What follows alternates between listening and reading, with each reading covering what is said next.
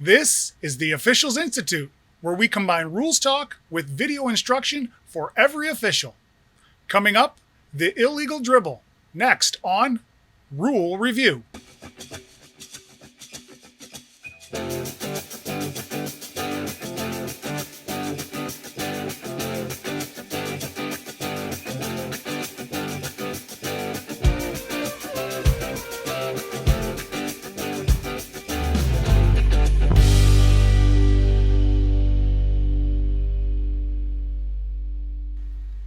Hello, and welcome back to the Officials Institute and another segment of Rule Review.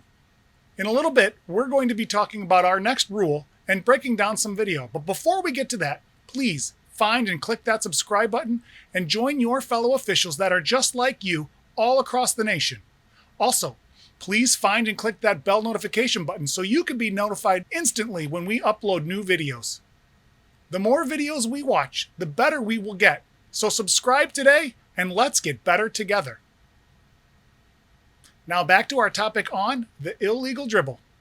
When evaluating an illegal dribble, the most important factor to understand and determine is the status of the dribble. Knowing when a dribble begins and when a dribble ends is paramount to ruling correctly on this illegal activity. So let's break down some plays and talk about the illegal dribble. Roll those clips.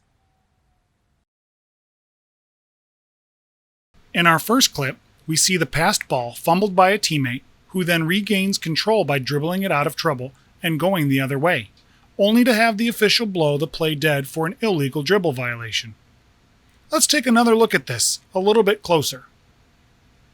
As the offensive player regains his balance, he starts to dribble the ball a couple times to keep the ball alive without having to pick it up. However, when he starts to continue his dribble, he palms the ball, allowing it to come to rest under his other hand and thus ending his dribble. Once he continues to dribble a second time, the play is whistled dead by the official and an illegal dribble signal is properly displayed. Let's take a look at that again.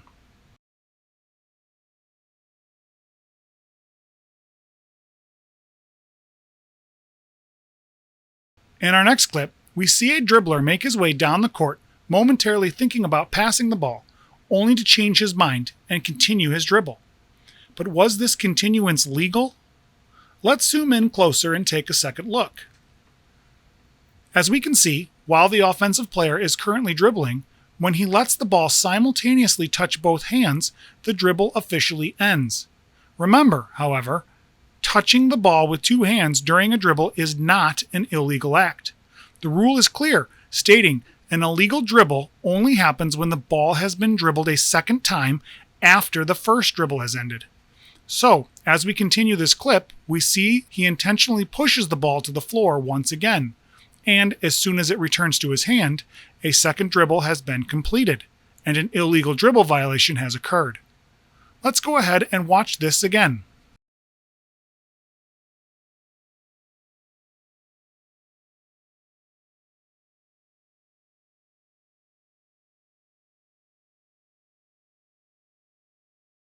In our next clip, we see the visiting team pull up on a drive and attempt to pass to his teammate, who runs past it, and he ends up retrieving the pass himself.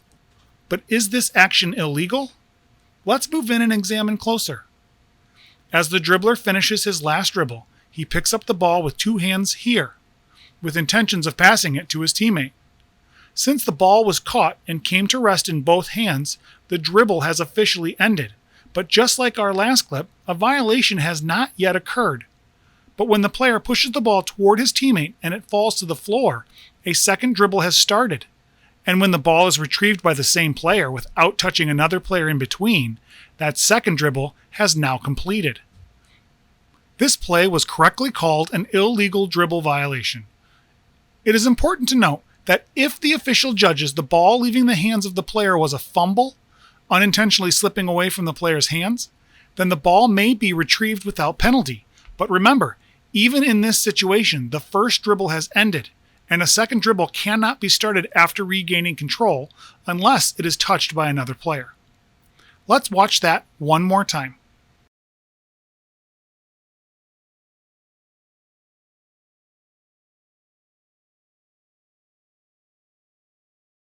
In our last clip, we see the home team dribble the ball into the front court, and after losing control of his dribble, picks it up with both hands and starts a second dribble.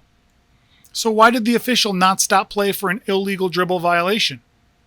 When we move in and take a closer look, we notice the dribbler loses control of the ball because the ball touches the opponent's foot. Once this happens, the dribble has officially ended. So why do the officials allow the player to start a second dribble? Because Rule 9.5 states a player cannot dribble a second time after the first dribble has ended unless there is a loss of control because of a touch by an opponent.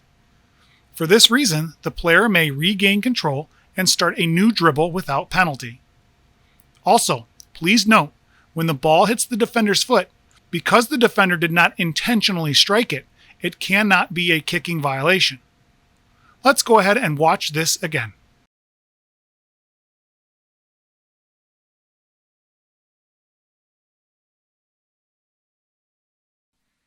That's our breakdown of the illegal dribble. Now I'm sure the next time you're on the court, you'll be better prepared to see and rule on this play properly.